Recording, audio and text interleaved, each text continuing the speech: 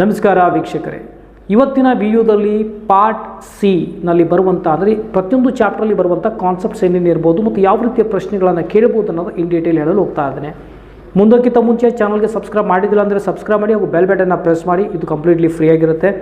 ಮತ್ತು ಈ ಚಾನಲಲ್ಲಿ ನಿಮಗೆ PCM ಇಂಪಾರ್ಟೆಂಟ್ ಕ್ವೆಶನ್ಸ್ ಆಗಲಿ, ಮತ್ತು ಆಮೇಲೆ KCT ಟ್ರಿಕ್ಸ್ ಆಗಲಿ, ಮತ್ತು ಆಮೇಲೆ KCT ಮತ್ತು ನೀಟ್ಗೆ ಸಂಬಂಧಪಟ್ಟ ಹಾಗೆ ಅಪ್ಡೇಟ್ಸ್ ಹೇಳ್ತಿರ್ತೇನೆ, ಮತ್ತು ಕಟ್ ಆಫ್ ಬಗ್ಗೆ ಹೇಳ್ತಿರ್ತೇನೆ, ಮತ್ತು ಮ್ಯಾಕ್ಸಿಮಮ್ ಬೆನಿಫಿಟ್ ನಿಮಗೆ ಸಿಗುತ್ತೆ. ಓಕೆ, ಸಬ್ಸ್ಕ್ರೈಬ್ ಮಾಡಿದ್ದು ಕಂಪ್ಲೀಟ್ಲಿ ಫ್ರೀ ಆಗಿರುತ್ತೆ. ಸೊ ಮತ್ತು ಇನ್ನೊಂದು, ನಾನು ಆನ್ಲೈನ್ ಕ್ಲಾಸಲ್ಲಿ ಈಗ ಅಂದರೆ ಆಲ್ಮೋಸ್ಟ್ ವಿದಿನ್ 2 to 3 ಡೇಸಲ್ಲಿ part D, part C, part ಬಿನಲ್ಲಿ ಬರುವಂಥ ಎಲ್ಲ ಪ್ರಶ್ನೆಗಳನ್ನು ಆನ್ಲೈನ್ ಇಂಟ್ರಾಕ್ಟಿವ್ ಕ್ಲಾಸ್ ಮುಖಾಂತರ ತೆಗೆದುಕೊಳ್ತಾ ಇದ್ದೇನೆ. ನಿಮಗೆ ಕ್ಲಾಸ್ಗಾಗಿ ನಾನು ತೋರಿಸಿರುವಂಥ ನಂಬರಿಗೆ ವಾಟ್ಸಪ್ ಮಾಡ್ಬೋದು. ಆಲ್ಮೋಸ್ಟ್ ನಿಮಗೆ ಒಳ್ಳೆಯ ಡಿಸ್ಕೌಂಟ್ ಕೊಡ್ತಾ ಇದ್ದೀನಿ, ಯಾಕೆಂದರೆ ಸಮಯ ಕಡಿಮೆ ಇದೆ. ಸೊ ಜಾಯ್ನ್ ಆಗಿ ನೀವು ಈಸಿಲಿ ಸ್ಕೋರ್ ಮಾಡ್ಬೋದು. ಒಂದು ಬೆಸ್ಟ್ ನಾನು ನಿಮಗೆ ಟಿಪ್ಸ್ ಹೇಳ್ಕೊಡ್ತಿರ್ತೇನೆ, ಮತ್ತು ಆಮೇಲೆ ಯಾವ್ದು ಎಕ್ಸಾಮ್ನಲ್ಲಿ ಬರೀಬೇಕನ್ನೋದನ್ನ ಸಹ ಹೇಳ್ಕೊಡ್ತಾ ಇದ್ದೇನೆ. ಇಂಟ್ರೆಸ್ಟ್ ಇತ್ತಂದರೆ ನಾನು ತೋರಿಸುವಂಥ ನಂಬರಿಗೆ ವಾಟ್ಸಪ್ ಮಾಡಿ. ಓಕೆ, ಸೊ ಮೊದಲು ನಾವು ನೋಡೋಣ ಯಾವೆಲ್ಲ ಚಾಪ್ಟರ್ನಿಂದ 3 ಮಾರ್ಕ್ಸ್ ಬರುತ್ತೆ, ಮತ್ತು ಮೊದಲು ಮತ್ತು ಈಗಿನ ಡಿಫ್ರೆನ್ಸ್ ಏನು ಅಂತ ಒಂದೇ ಲೈನಲ್ಲಿ ಹೇಳ್ತೇನೆ. ಇನ್ವರ್ಸ್ ಟ್ರಿಗೊನೋಮೆಟ್ರಿಕ್ ಫಂಕ್ಷನ್ 3 ಮಾರ್ಕ್ಸಿಂದ ಬರುವುದಿಲ್ಲ, ಅದನ್ನು ಡಿಲೀಟ್ ಮಾಡಿದ್ದಾರೆ 3 ಮಾರ್ಕ್ಸ್ಗೆ. ಅಂದರೆ ಆ 3 ಮಾರ್ಕ್ಸ್ ಕ್ವಶನ್ಸ್ ಎಲ್ಲಿ ಹಾಕಿದಾರಪ್ಪ ಅಂದರೆ ಇಂಟಿಗ್ರೇಷನಲ್ಲಿ ಹಾಕಿದ್ದಾರೆ. ಮೊದಲು ಇಂಟಿಗ್ರೇಷನಲ್ಲಿ 2 ಕೇಳ್ತಾ ಇದ್ದರು ಪ್ರಶ್ನೆಗಳು, ಈಗ 3 ಬರುತ್ತೆ. ಅದು ಬಿಟ್ಟರೆ ಯಾವುದೇ ರೀತಿ ಬದಲಾವಣೆ ಇಲ್ಲ. ಸ್ಕ್ರೀನಲ್ಲೇ ತೋರಿಸ್ತಾ ಇದ್ದೀವಿ ನೋಡ್ಬೋದು. ರಿಲೇಷನ್ ಆ್ಯಂಡ್ ಫಂಕ್ಷನಲ್ಲಿ 1 ಪ್ರಶ್ನೆ ಬರುತ್ತೆ. ಓಕೆ, ಮ್ಯಾಟ್ರಿಕ್ಸಲ್ಲಿ 1 ಬರುತ್ತೆ. ಡಿಫ್ರೆನ್ಷಿಯೇಷನಲ್ಲಿ 2 ಬರುತ್ತೆ. ಅಪ್ಲಿಕೇಶನ್ ಆಫ್ ಡೆರಿವೇಟಿವ್ಸ್ನಲ್ಲಿ 1 ಬರುತ್ತೆ. ಇಂಟಿಗ್ರೇಷನಲ್ಲಿ 3 ಪ್ರಶ್ನೆ ಹೇಳಿದ್ದಾನೆ, 3 ಕೇಳ್ತಾರೆ. ಮೊದಲು 2 ಕೇಳ್ತಾ ಇದ್ದಾರೆ, ಈಗ 3 ಕೇಳ್ತಾರೆ. ಅಪ್ಲಿಕೇಶನ್ ಆಫ್ ಇಂಟಿಗ್ರೇಷನ್ ಒಂದೇ ಪ್ರಶ್ನೆ ಇದೆ. Differential equation 1, vectors 1, 3D geometry ಇಲ್ಲ ವ್ಯಾಕ್ಟರ್ಸ್ 2 ಬರುತ್ತೆ. ವ್ಯಾಕ್ಟರ್ಸ್ 2 ಬರುತ್ತೆ. 3D ಜಿಯೋಮೆಟ್ರಿ 1 ಬರುತ್ತೆ. ಪ್ರೊಬಾಬಿಲಿಟಿಯಿಂದ 1 ಪ್ರಶ್ನೆ ಬರುತ್ತೆ. ಟೋಟಲ್ 14 ಪ್ರಶ್ನೆಗಳು ಬರುತ್ತೆ. ನಿಮಗೆ ಅಲ್ಲಿ 10 ಪ್ರಶ್ನೆಗಳನ್ನು ಅಲ್ಲಿ ಸಾಲ್ವ್ ಮಾಡಬೇಕಾಗುತ್ತೆ. ಓಕೆ, ಡಿಫ್ರೆನ್ಸ್ ಅಂತ ಆಲ್ರೆಡಿ ಹೇಳಿದೆ, ಮೊದಲು ಈಗ ಮತ್ತು ಡಿಫ್ರೆನ್ಸ್ ಏನಂತ ಹೇಳಿ. ಸೊ ಈಗ ನಾವು ನೋಡೋಣ chapter wise in detail. So ಮೊದಲನೇದು relation and function. Okay, so relation and ಫಂಕ್ಷನ್ನಿಂದ ನಿಮಗೆ ಪಾಸಿಬಿಲಿಟೀಸ್ ಇಲ್ಲಿರೋದು ಒಂದು, the given function is reflex symmetrical transitive, ಅಂದರೆ ಈಕ್ವಲೆನ್ಸ್ ಇದೆಯಲ್ಲ ಅಂತ ಚೆಕ್ ಮಾಡಿ ಅಂತ ಕೇಳ್ತಾರೆ.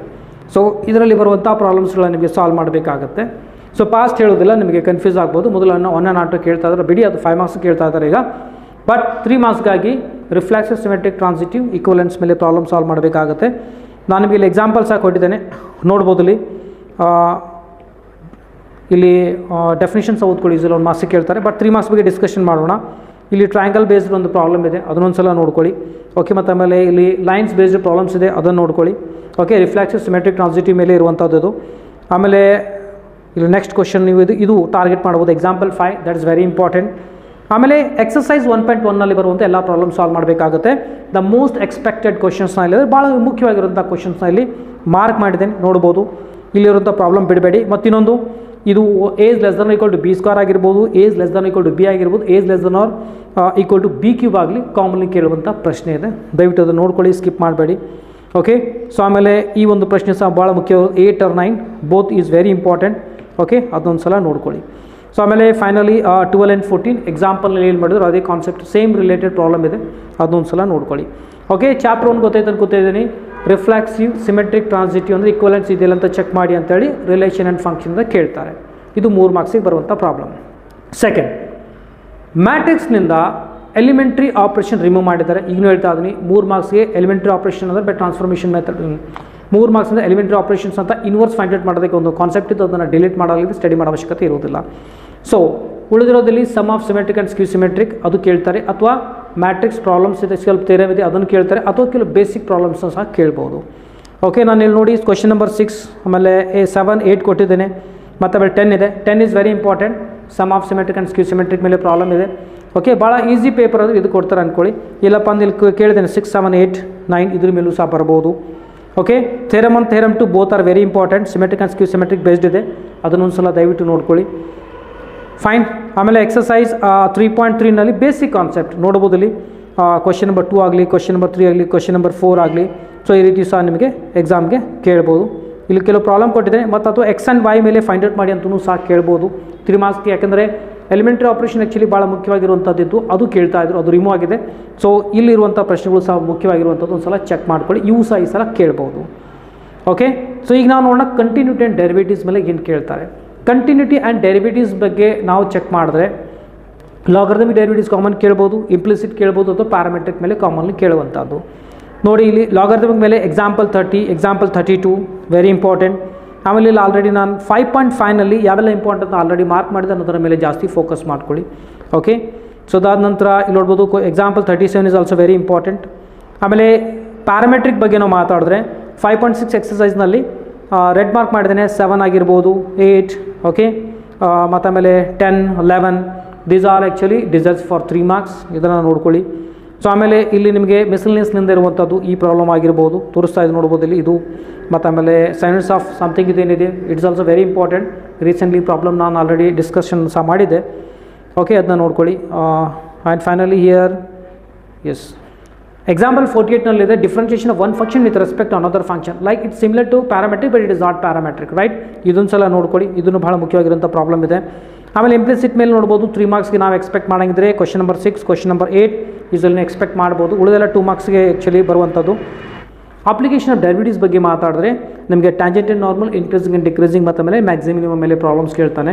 ಸೊ ನಾವಿಲ್ಲಿ ನೋಡಿದ್ರೆ ಈಗ ಇನ್ಕ್ರೀಸಿಂಗ್ ಡಿಕ್ರೀಸಿಂಗ್ ಬಗ್ಗೆ ಮಾತಾಡಿದ್ರೆ ಮ್ಯಾಕ್ಸಿಮಮ್ ಇಂಟರ್ವಲ್ಸ್ನ ಫೈಂಡ್ ಔಟ್ ಮಾಡಿ ಅಂತ ಕೇಳ್ತಾರೆ. ಎಕ್ಸಾಂಪಲ್ ನೋಡ್ಬೋದು ಇಲ್ಲಿ ಎಕ್ಸಾಂಪಲ್ 10 ಆಗಿರ್ಬೋದು, ಎಕ್ಸಾಂಪಲ್ 11 ಆಗಿರ್ಬೋದು. ಓಕೆ, ಆಮೇಲೆ ಎಕ್ಸಾಂಪಲ್ 12 ಆಗಲಿ ಮತ್ತು ಎಕ್ಸಾಂಪಲ್ 13 ಇವೆಲ್ಲ ಪರ್ಫೆಕ್ಟ್ ಹಾಕ್ಕೊಳ್ಳಿ ಆಗಿ. ಸೊ ಅದಾದ ನಂತರ ಎಕ್ಸಸೈಸ್ ನೀವು 6.2ನಲ್ಲಿ ಕ್ವಶನ್ ನಂಬರ್ 6 ಮೋಸ್ಟ್ ಇಂಪಾರ್ಟೆಂಟ್ ಇದೆ. ಆಮೇಲೆ ಕ್ವಶನ್ ನಂಬರ್ 18 ಸಹ ಮುಖ್ಯವಾಗಿರುವಂಥದ್ದು. ಆಮೇಲೆ ಕ್ವಶನ್ ನಂಬರ್ 19 ಸಹ ಇಂಪಾರ್ಟೆಂಟ್ ಇದೆ. ಓಕೆ, ಒಟ್ಟಾಗಿ ಹೇಳಬೇಕು ಅಂತಂದ್ರೆ ಇನ್ಕ್ರೀಸಿಂಗ್ ಆ್ಯಂಡ್ ಡಿಕ್ರೀಸಿಂಗ್ನಲ್ಲಿ ನೀವು 6.2 ಮ್ಯಾಕ್ಸಿಮಮ್ ಪ್ರಾಬ್ಲಮ್ ಸಾಲ್ವ್ ಮಾಡಬೇಕಾಗುತ್ತೆ. ಸೊ ಮ್ಯಾಕ್ಸಿಮಮ್ ನಿಮಗೆ ಇಂಟ್ರೋಲ್ಸ್ ಮೇಲೆ ಕೇಳುವಂಥದ್ದು. ಬಟ್ ಇವೆಲ್ಲ ಪ್ರಾಬ್ಲಮ್ಸ್ ಯಾವ 3 ಮಾರ್ಕ್ಸ್ಗೆ ಡಿಸೈರ್ ಇರುತ್ತೋ ಇದೆಲ್ಲ ನೀವು ನೋಡಲೇಬೇಕಾಗುತ್ತೆ. ಬಟ್ ನಾವು ಪ್ರೀವಿಯಸ್ ಇಯರ್ ಪೇಪರ್ಸ್ನ ಚೆಕ್ ಮಾಡಿದಾಗ ಅಲ್ಲಿ ಮ್ಯಾಕ್ಸಿಮಮ್ ಆಗಿ ಇಂಟರ್ವಲ್ಸ್ 3 ಮಾರ್ಕ್ಸ್ಗೆ ಸೂಟೇಬಲ್ ಆಗುತ್ತೆ. ಸೊ ಯೂಸಲಿ ಅದನ್ನು ಕೇಳ್ತಾರೆ. ಸೊ ಆಮೇಲೆ ಈಗ ನಾವು ಟ್ಯಾಂಜೆಂಟ್ ಆ್ಯಂಡ್ ನಾರ್ಮಲ್ ನೋಡಿದಾಗ ಯೂಸಲಿ ಪಾಯಿಂಟ್ನ ಫೈಂಡ್ ಔಟ್ ಮಾಡಿ ಅಂತ ಕೇಳ್ತಾರೆ. ನೋಡ್ಬೋದು ಎಕ್ಸಾಂಪಲ್ 15 ಆಗಲಿ, ಎಕ್ಸಾಂಪಲ್ 16 ಆಗಿರ್ಬೋದು, ಆಮೇಲೆ ಎಕ್ಸಾಂಪಲ್ 17, ಎಕ್ಸಾಂಪಲ್ 18 ಇವೆಲ್ಲ ನೀವು ಪ್ರಾಕ್ಟೀಸ್ ಮಾಡ್ಕೊಳ್ಳಿ. ಎಕ್ಸಾಂಪಲ್ 19, 20. ಸೊ 6.3ನಲ್ಲಿ question number 7, question number 8, 9, 14 and 15 these are very important. Okay, 24, 27 ಹಾಕಿದ್ದೀನಿ, ಇದನ್ನೆಲ್ಲ ಪ್ರಾಕ್ಟೀಸ್ ಮಾಡ್ಕೊಳ್ಳಿ.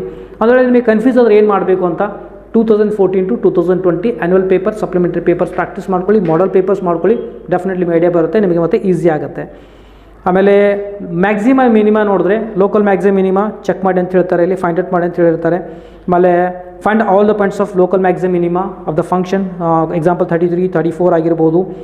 ಮತ್ತು ಆಮೇಲೆ 39, 40 ಇಲ್ಲಿ ಆಲ್ರೆಡಿ ಮಾರ್ಕ್ ಮಾಡಿದ್ದೀನಿ, ಅದೆಲ್ಲ ನೀವು ಪ್ರಾಕ್ಟೀಸ್ ಮಾಡ್ಕೊಳ್ಳಿ. ಆಮೇಲೆ 6.5ನಲ್ಲಿ ಬರುವಂಥ ಎಲ್ಲ ಪ್ರಾಬ್ಲಮ್ಸ್ ಮಾಡಬೇಕಾಗುತ್ತೆ. ಕ್ವಶನ್ ನಂಬರ್ 1 ಆಗಿರ್ಬೋದು, ಆಲ್ರೆಡಿ ಇಲ್ಲಿ ಮಾರ್ಕ್ ಮಾಡಿದ್ದೀನಿ, ಅಲ್ಲಿ ಸ್ವಲ್ಪ ಜಾಸ್ತಿ ಫೋಕಸ್ ಮಾಡ್ಕೊಳ್ಳಿ. ಓಕೆ, ಕಾಮನ್ಲಿ ಆ ಒಂದು ಪ್ರಶ್ನೆಗಳನ್ನು ಕೇಳುವಂಥದ್ದು. ಸೊ ಆಮೇಲೆ ಇಲ್ಲಿ ಕಾಮನ್ಲಿ ನೀವೇನು ಎಕ್ಸ್ಪೆಕ್ಟ್ ಮಾಡ್ಬೋದು, ಇದು ಕ್ವಶನ್ ನಂಬರ್ 12ನಿಂದ ನೋಡ್ಬೋದು.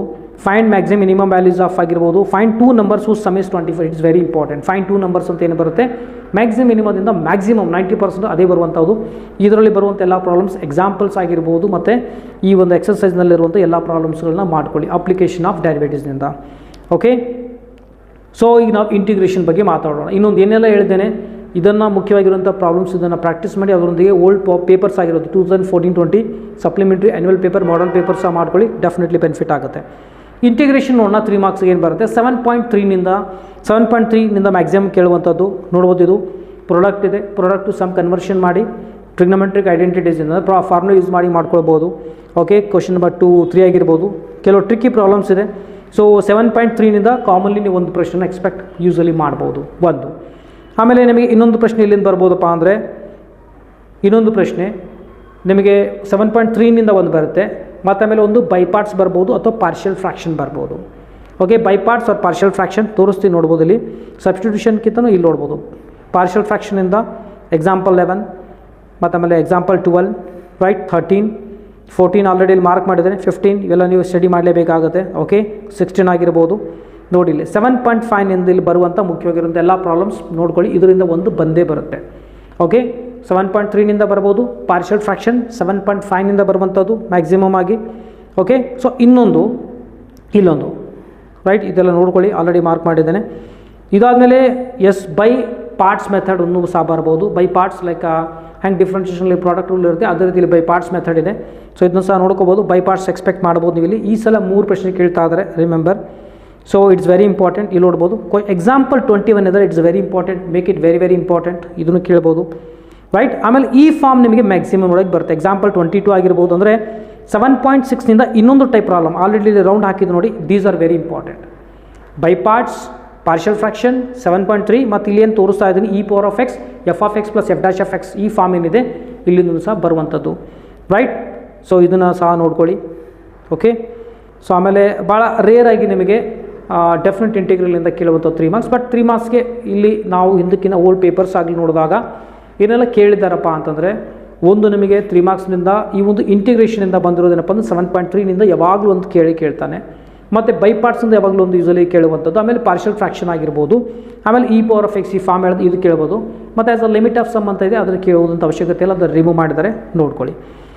ಓಕೆ, ಈಗ ನಾವು ನೋಡೋಣ ಅಪ್ಲಿಕೇಶನ್ ಆಫ್ ಇಂಟಿಗ್ರೇಷನ್ ಏನು ಕೇಳ್ತಾರೆ. ಅಪ್ಲಿಕೇಶನ್ ಆಫ್ ಇಂಟಿಗ್ರೇಷನಲ್ಲಿ ಕ್ಲಿಯರ್ ಹೇಳಲಾಗಿದೆ ಏನಪ್ಪ ಅಂತಂದರೆ, area between line and curve ಮಾತ್ರ ಕೇಳ್ತಾರೆ. ಏರಿಯಾ ಬಿಟ್ವೀನ್ 2 ಕರ್ವ್ಸ್ ಒಟ್ಟು ರಿಮೂವ್ ಮಾಡಿದ್ದಾರೆ. ಸೊ ನೋಡ್ಬೋದು ಸರ್ಕಲ್ ದಯವಿಟ್ಟು ಪ್ರಾಕ್ಟೀಸ್ ಮಾಡ್ಕೊಳ್ಳಿ. ಓಕೆ, ಸರ್ಕಲ್ ಆಗಿರ್ಬೋದು, ಎಲಿಪ್ಸ್ ಕರೆಕ್ಟಾಗಿ ನೋಡ್ಕೊಳ್ಳಿ. ಮತ್ತು area of the reason bounded by the curve ಅಂತ ಏನಿದೆ ಅದನ್ನು ನೋಡ್ಕೊಳ್ಳಿ. ಇದೊಂದು ಪ್ರಾಬ್ಲಮ್. ಎಕ್ಸಾಂಪಲ್ 3 ಆಗಿರ್ಬೋದು, ಎಕ್ಸಾಂಪಲ್ 5. ಓಕೆ, ಕ್ಲಿಯರ್ ಹೇಳಬೇಕಾದ್ರೆ 8.1ನಲ್ಲಿ ಬರುವಂಥ ಎಲ್ಲ ಪ್ರಾಬ್ಲಮ್ಸ್ನ ಮಾಡ್ಕೊಳ್ಳಿ. Don't leave a single problem also. ಇಲ್ಲಿ ಯಾವ್ದು ಬೇಕಾದರೂ ಕೇಳ್ಬೋದು. ಆಮೇಲೆ ಇದನ್ನು ಬಿಟ್ಟರೆ ಆಮೇಲೆ ಮಿಸಲ್ನಿಯಸ್ನಲ್ಲಿ area between line and curve ಅಂತ ಎಲ್ಲೆಲ್ಲಿ ಬರುತ್ತೋ ಆ ಪ್ರಾಬ್ಲಮ್ಸ ನೋಡ್ಕೊಳ್ಳಿ. ಇಲ್ಲಿ ಕೊಟ್ಟಿದ್ದೀನಿ ಆಲ್ರೆಡಿ. ಓಕೆ, ಒಂದು ಕ್ವಶನ್ ಬರುತ್ತೆ. ಆ್ಯಕ್ಚುಲಿ ಸಿಂಪಲ್ ಇದೆ. ಒಂದು ಡಯಾಗ್ರಾಮ್ ಯಾವ ರೀತಿ ಹಾಕಬೇಕು, ನಂತರ ನಿಮಗೆ ಫಾರ್ಮುಲಾ ಯಾವ ರೀತಿ ಬರೀಬೇಕಂದ್ರೆ ಈಸಿ ಆಗುತ್ತೆ. ಈ ಟೈಪ್ ಆಲ್ರೆಡಿ ಒಂದು ಪ್ರಾಬ್ಲಮ್ನ ಸಾಲ್ವ್ ಮಾಡಿದ್ದೀನಿ, ಚೆಕ್ ಮಾಡ್ಕೊಳ್ಳಿ.